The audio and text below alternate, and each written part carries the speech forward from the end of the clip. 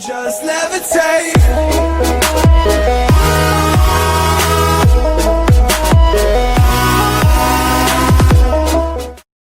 Beberapa benda sangat dekat dengan kehidupan kita sehari-hari, bahkan sangat lekat. Dari bekerja, bermain, bahkan belajar, itu sangat lekat dengan kehidupan kita. Salah satunya ialah kertas, karena kertas sangat dekat dengan kehidupan kita. Sejak diperkenalkan pertama kali oleh Cailun pada dinasti Han di Tiongkok, sekitar abad ke-1 Masehi, hingga berkembang menjadi berbagai jenis, bentuk, ukuran, bahkan serta fungsinya.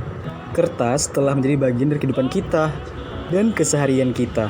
Meski kerap kita jumpai dan pergunakan, semua dari kita mengetahui jika kertas dan produk turunannya bermula dari bibit pohon yang ditanam loh, yang kemudian menjadi batang kayu pada area yang disebut hutan tanaman industri. Dalam rentang 5 tahun sejak penanaman dilakukan, tiap batang pohonnya siap dipanen sebelum kembali lagi ke tahap penanaman kembali hingga seterusnya. Siklus ini terus berlangsung. Di pabrik, batang kayu yang telah dipanen diolah hingga terkelupas kulitnya sampai bersih. Sementara kulit kayu yang terkelupas tetap bermanfaat loh, karena dijadikan bahan bakar biomasa. Kemudian kayu tadi dicacah hingga menjadi serpihan kayu atau yang disebut dengan wood chip. Caranya, serpihan kayu dimasuk dalam tangki raksasa yang bertekanan tinggi, serupa dengan proses pencernaan tubuh manusia. Hasilnya dalam bentuk serat kayu yang lembut akan terpisah dengan kandungan lainnya. Selanjutnya, bubur kertas atau pulp mulai terlihat bentuknya. Sesuai kebutuhan, pulp ada yang dikeringkan hingga berbentuk padat hingga siap dikemas. Ada pula yang langsung diproses ke tahap selanjutnya. Selanjutnya, pulp tadi bisa diolah menjadi kertas dan produk turunannya. Caranya ialah dengan terlebih dahulu cairkan pulp hingga berbentuk bubur yang dikenal dengan tahapan wet end. Alirkannya ke mesin di mana pulp diperas dan dikekas sedemikian rupa yang biasa dikenal dengan tahap dry end, hingga terbentuklah lembaran kertas seperti yang kita kenal dalam bentuk gulungan raksasa. Dari gulungan tadi dilakukan pemotongan sesuai ukuran dan produk yang dikehendaki. Berlanjut dengan pemilahan dan pemeriksaan kualitas, diakhiri dengan proses pengemasan dan pengiriman ke seluruh penjuru dunia. Gimana nih guys, sudah mengerti nggak apa penjelasan yang video sebelumnya? Nah, kalau belum mengerti, kami akan menjelaskan sedikit lagi tentang apa itu stock preparation dan bagian-bagiannya.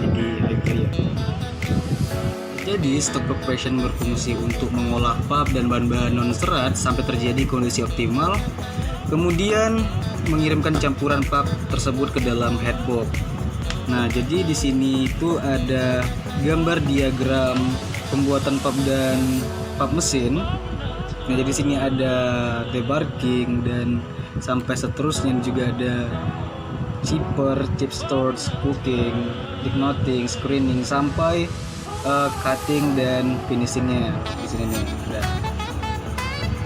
Nah, jadi topik pembahasannya itu adalah penguraian serat atau hydropulping, yang kedua pemecahan gumpalan serat atau deflaking, yang ketiga ada refining, dan ada stock screening, dan juga ada blending. Nah, untuk selanjutnya akan dijelaskan dengan teman-teman saya gitu ya.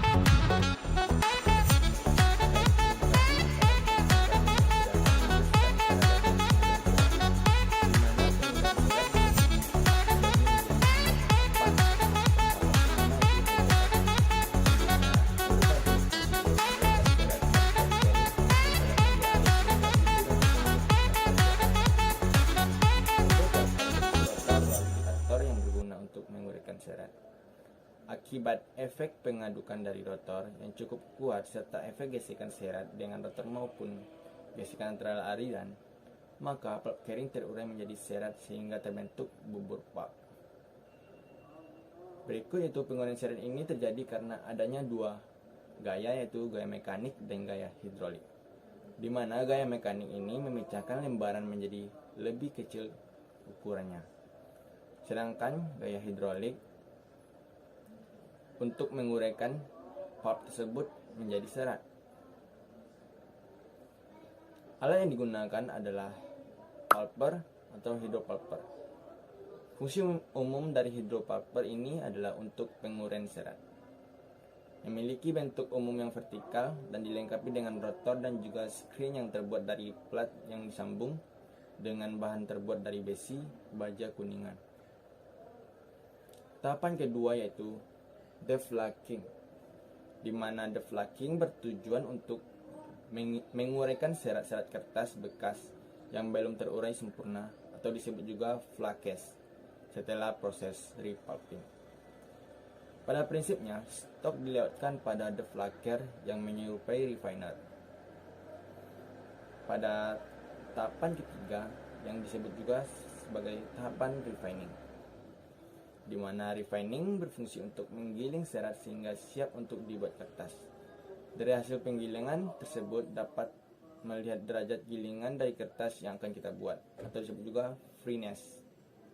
Biasanya hasil freeness tersebut dapat kita lihat pada tabel berikut sebelum refining dan setelah refining, di mana LKBP 400 sampai 700 CSF setelah refining tidak terjadi apa-apa.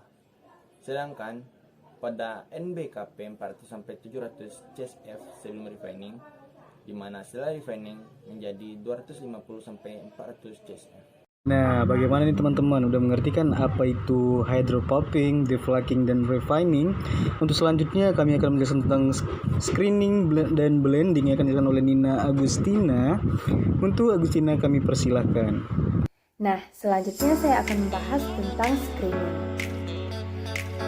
Screening ini dilakukan setelah proses pulping, deflaking, dan refining. Bubur pulp tersebut akan masuk ke dalam heat box yang terlebih dahulu dibersihkan dan diratakan ukuran fibernya melalui proses yang dinamakan dengan proses screening. Hasil dari proses screening ini yang masuk ke dalam heat box merupakan yang disebut dengan except. Yang tidak masuk ke dalam proses heat box dinamakan dengan reject. Akan tetapi reject ini bisa dipakai kembali dan diolah dengan menggunakan vibrator dan akan diproses kembali. Kemudian, bahan kimia apa saja yang dapat ditambahkan dalam pembuatan kertas?